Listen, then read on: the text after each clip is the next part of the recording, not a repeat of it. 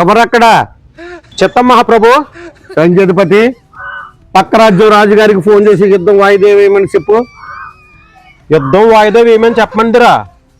ఏమిటి రాజుగారు, మీ దగ్గర 25 సంవత్సరాల నుంచి పని చేస్తున్నాను, కనీసం మచ్చుకు ఒక్కసారైనా యుద్ధం చేయలేదు మీరు.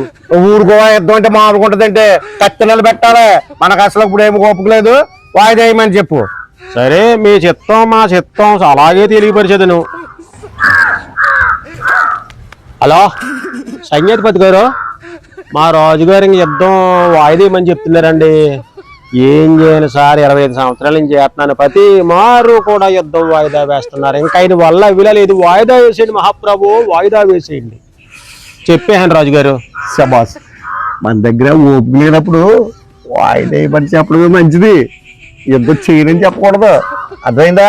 అర్థమైంది ప్రభు. మీ రాజనీతి, మీకు ఓపిక లేకపోయినా వాయిదా వేసి తప్పించుకుని తిరుగుతున్నారు మీరు. అది అబ్బబ్బబ్బబ్బా, ఏమి రాజనీతి, ఏమి రాజనీతి. నేను బ్రతికుండగా మీరు యుద్ధం చేయటం ఇంక నేను చూడలేని సుమి. మీ తెలివికి జోహార్లు. యుద్ధానికి వెళ్ళలేరు కానీ మీసాలు మాత్రం బాగా తిప్పుతారు, దీనికి ఏం తక్కువ లేదు.